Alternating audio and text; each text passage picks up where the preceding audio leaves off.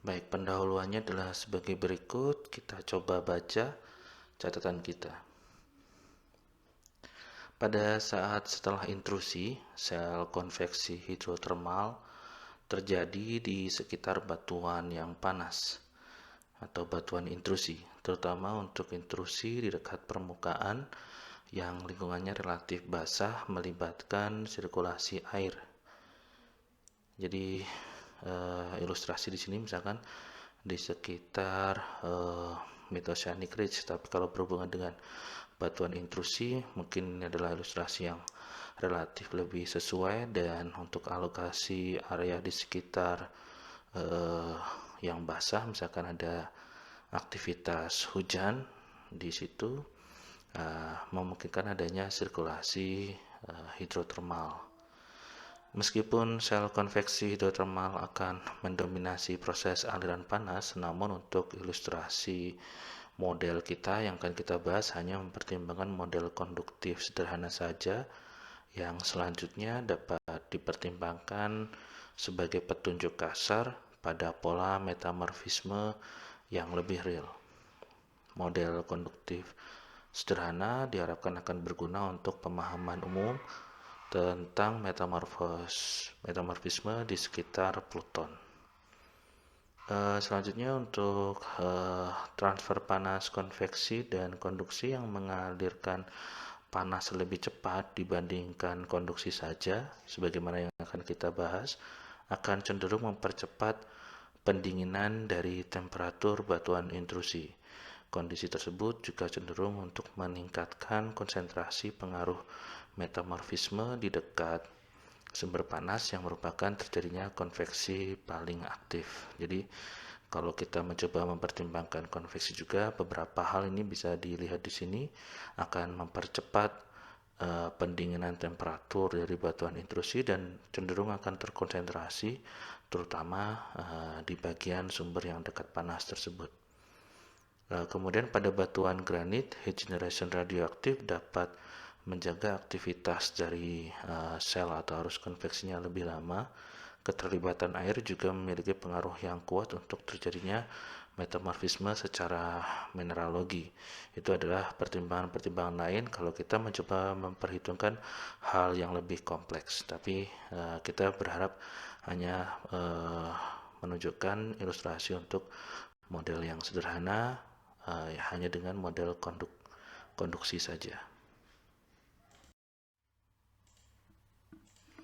Baik, ini adalah slide yang sama sebagaimana segmen sebelumnya. Kalau kita mencoba membuat desain model awal untuk kasus Boreal metamorphism dan juga intrusion metamorphism. Jadi kita akan gunakan desain yang mirip seperti ini. Hanya saja untuk intrusion metamorphism, area yang diarsir ini akan kita berikan inisial temperatur berkaitan dengan sumber panas. Nah, intrusion metamorphism kita coba baca dari pembahasan atau catatan yang kita siapkan.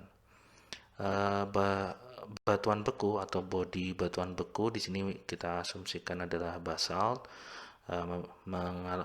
mengintrusi ya, diasumsikan mengintrusi dengan temperatur 1100 derajat Celcius dan memiliki heat generation radioaktif 0,42 mikrowatt per meter kubik. Latent heat generation, latent heat dari kristalisasi sebesar 4,2 kali 10 pangkat 5 joule per kilogram. Ini dipertimbangkan dan panas juga dilepaskan melalui interval pendinginan selama 1 juta tahun. Nah, dengan menggunakan parameter ini, mungkin ada yang baru ya terkait dengan intrusi berkaitan dengan latent heat dari kristalisasi. Ya, latent heat ini mungkin juga sudah dibahas di pembahasan termodinamika. Ini berkaitan dengan latent energy atau panas untuk transformasi, adalah panas yang diperlukan untuk merubah suatu padatan menjadi cairan atau uap. Bisa juga ada dari cairan menjadi padatan menjadi cairan atau padatan menjadi uap. Bisa juga panas yang diperlukan untuk merubah suatu cairan menjadi uap. Jadi pada proses tersebut tanpa adanya perubahan temperatur. Nah, dari situ mungkin kita belum bisa melihat penggunaan latent heat ini di persamaan yang sebelumnya kita tunjukkan untuk konduksi. Namun secara sekilas kita coba pahami dari hasil penelitian yang sudah ada ini dengan melibatkan parameter ini, dan panas coba disimulasikan untuk dilepaskan melalui interval pendinginan selama 1 juta tahun, dan kita bisa melihat medan temperatur setelah 1 juta tahun dan setelah 20 juta tahun di gambar berikut ini.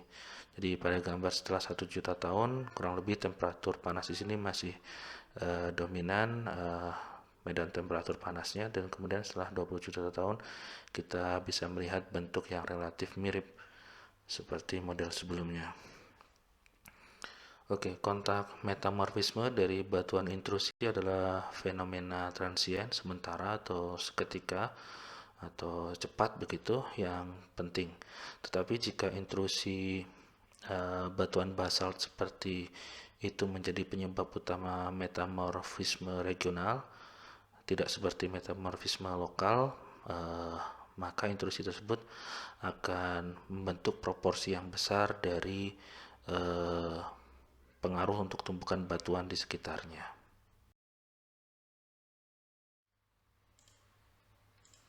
Ya, mungkin selanjutnya kita akan coba melihat untuk intrusi yang berbeda yang mungkin bisa membantu memberikan ilustrasi berkaitan dengan sesuatu yang lebih regional untuk metamorfisme regional dari model intrusi sederhana. Dari intrusinya kita coba asumsikan dengan batuan yang berbeda. Sebelumnya basalt, sekarang kita coba gunakan granit, diasumsikan mengintrusi dengan temperatur yang lebih rendah 700 derajat Celcius dan memiliki heat generation atau heat generation radioaktif 10 kali lebih besar dibandingkan sebelumnya, yaitu 4,2 mikrowatt per meter kubik. Latent heatnya masih sama dan panas dilepaskan selama 2 juta tahun. Gambar menunjukkan evolusi termal dari model ini, yaitu ini untuk setelah 1 juta tahun, setelah 2 juta tahun, setelah 5 juta tahun, dan setelah 20 juta tahun. Jika dibandingkan dengan model intrusi sebelumnya, terdapat lebih sedikit metamorfisme kontak, tetapi ada metamorfisme tingkat dalam yang luas atau regional. Ya, mungkin ini berkaitan dengan temperatur yang medan temperaturnya bisa kita bandingkan di slide berikutnya nanti, memiliki temperatur yang lebih besar kalau kita coba bandingkan cakupan dari tingkat kedalaman dan nilai temperaturnya. Body-body berbentuk lensa granitik besar. Lensa granitik besar umumnya terjadi di rantai pegunungan kalkalin seperti di Andes, pegunungan Andes, dan mungkin merupakan penyebab penting untuk metamorfisme regional.